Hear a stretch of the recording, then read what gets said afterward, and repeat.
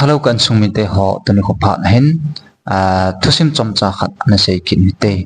che thusim in sei diu chu hi le mi gu chapa hong hi ding he he che hin bol lo nau pen aje chu hi le tu lai van noi le se hen me hem ahin kho it chale he la ahin kho mandan jing ni khol e pi hung thung ding ham ti kinyat lel na a he lo le lung na thla se na ji ham khana mi he men ahin kho ki chale he la amal ama sweet side ki ball mehim atam ta ze na chehe kin ball he as de a ho society la long tabang hum ta ze na cho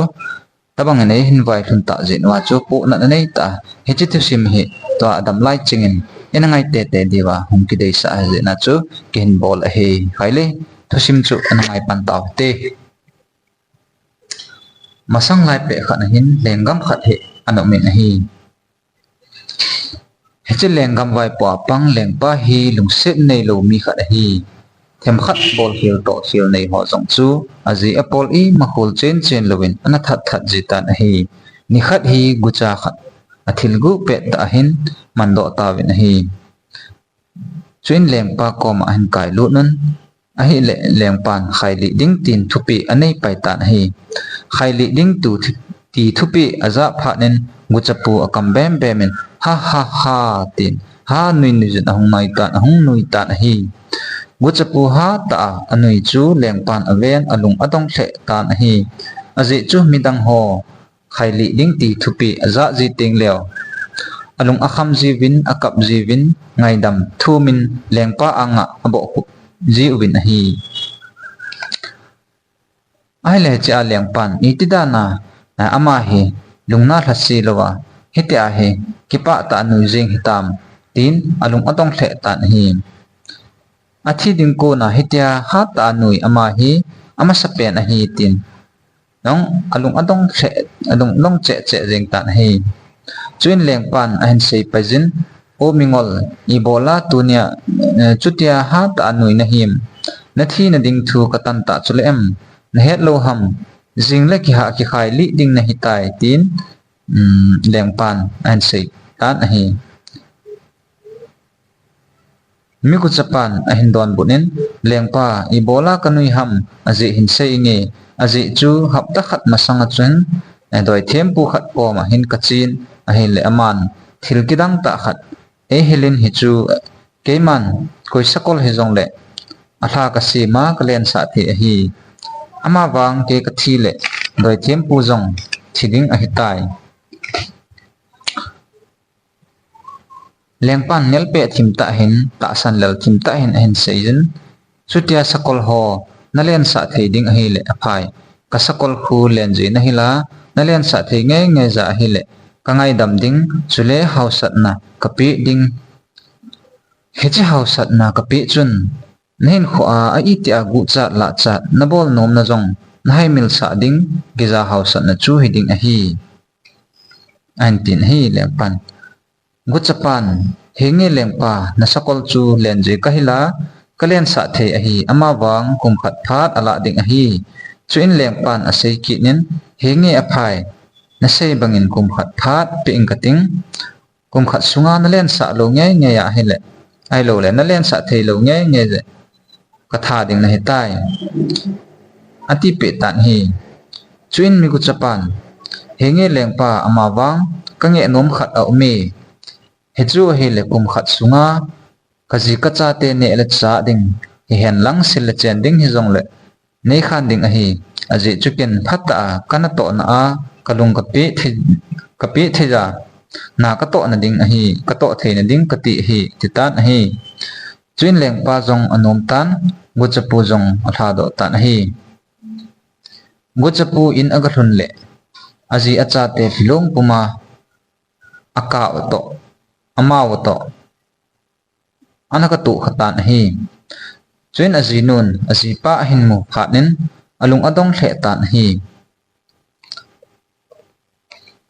lengpan hin tha do hitam lengpa chu phan e na phat e na tin a phat e na tin a hin seitan hi guchapan thil umdan ho abonin azinu ase pi tan hi chuin azinu alung adong chuin azinun lungdong ta in ta bia sakol chu na len sa the ham ahin tin a hi le gu chapan ahin don bunin kalen sa the poi ahin tin azinu na hi le ebola lengpa koma chu hitia chu na sei ham tin ahin dong in hi ta chu kum khat zo le na khai li tho tho ding a hi tai an tin hi azinun ten azipan an sei kinin ang guchapan angai ta azino sei zo se angai chai phanin hitin ahin sei jin a hi kalung set pen le kangai pen boy thiam khat be zong thil aphalama gel ji dan ngai to ji tangem ven leng pan tunya chu e tha dia a hitan ahin tun kum khat phat kanei ben hi ven hong thlung ding kum khat sunga hin chance thum kan jin a hi akhat na chu hi le kon he nam dammo ve si hi hen hetman lowa kon thil so ho akon he zong le athi ta am ani na chu hi le lengpa le sakol zong ate the jeng tan jina chu jing ni khole khole thi hon tam hello le I ati handing ke het poi athum na thi di tho tho hi zong le kum khat zo le ka thi chu ke dia phazo hi tin lung na ta en aji pan an seitan hi phat le ni khu hong cha len hi le kum khat thin na ding thakhat do akiwa tan ama zong akicha in guchapu zong pathin koma ataw tan hi pathin nei hu do in tunya kuna gucha la cha kiti ho hi khatcha bol ta pu nge tin lungkisi pumin le lungkisi ta tin lungkisi pumin pathin komin mithlong pumin ataw tan hi chupet ta chun lungsit nei lo leng pa chu agal mi teo spy ho khutna hong thitan hi chela spy ti ho hi cid tin a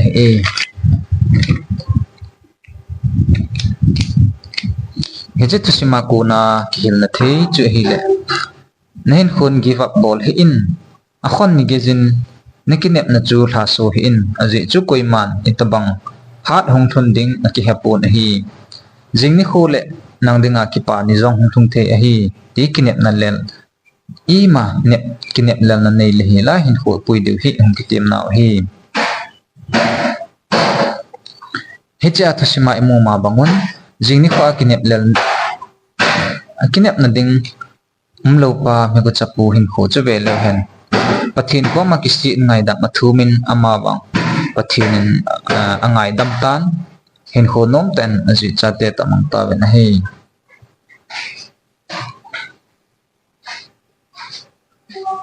jong khat ding go ka chi na hin che de che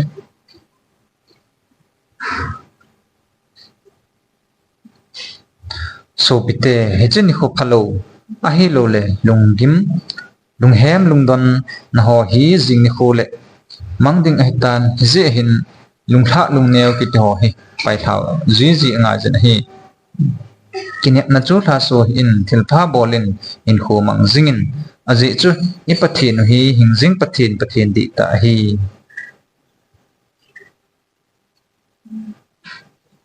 chon se te taw na sang jing pathin hi ti jong hi sumil po ti chom cha ta simin sei naw isei khil ho sei wal ho zo se pathin ei la pe wentin Christian hin khu ipui na wa e ho dinga phachum ta sale thaga wa khanto ne la machal na a cheng khat cheng ni sei do ho zo se oma hele pathin emal som pe taw hen ka video hi idei wa ban thusim ngei ngei ingai nom ki na wa le like share subscribe ito nei na bol pi che bin an thusim hin se ke ma helun hang sing na bon chen dam se se ta bo